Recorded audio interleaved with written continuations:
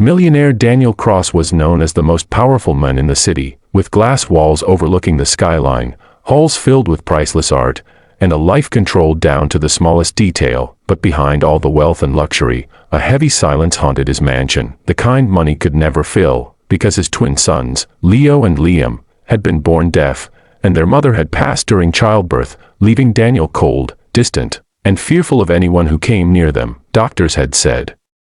The boys required special care, but Daniel replaced care with rules, discipline, and suspicion, firing nannies who failed to meet his standards, until Sophia arrived, a quiet young maid from a poor background, humble in appearance, soft-spoken, and gentle in her actions, who seemed to pour more heart into her work than anyone else. At first Daniel barely noticed her, but slowly he began to sense something unusual. His twins, who had rarely smiled, began laughing silently whenever Sophia entered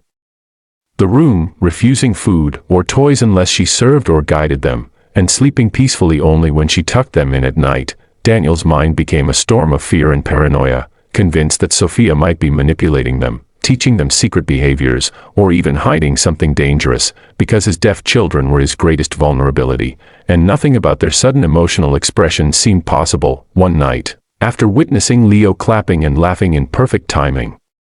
with Liam the moment Sophia entered, Daniel could no longer contain his suspicion and ordered the head of security to secretly monitor her through hidden cameras, certain he would catch her scheming. Days passed in tension until the footage finally arrived, and Daniel sat alone in the dark control room, heart pounding, ready to confront her, but what he saw left him speechless. On the screen, Sophia sat cross-legged on the bedroom floor, her phone set aside, toys pushed away, her hands moving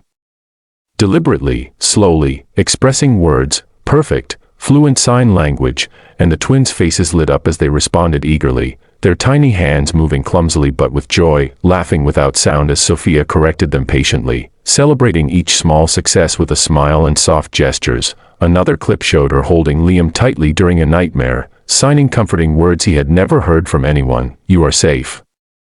I am here," and Daniel realized, with a painful ache, that he had failed to connect with his sons in ways he should have, while Sophia, the maid he distrusted, had given them a voice, love, and attention he had never provided. In yet another clip, she knelt before a framed photo of the twins' late mother, signing solemnly, "I promised I would protect them," tears falling silently, and Daniel's heart shattered. She had spent nights learning sign language on her own, not for money or recognition,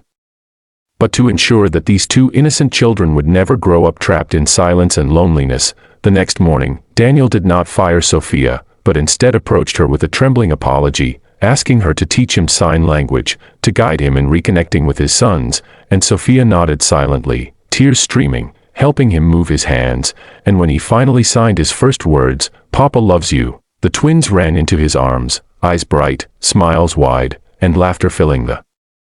mansion for the first time. From that day on, Daniel's life changed completely, the silence of the house replaced with warmth, joy, and understanding, and Sophia became more than a maid, she became family, while Daniel funded schools for deaf children, learned humility, and discovered a truth money could never buy. Love speaks many languages, and some of the purest ones are silent. If this story touched your heart, reminded you of the power of compassion, or showed you that true wealth is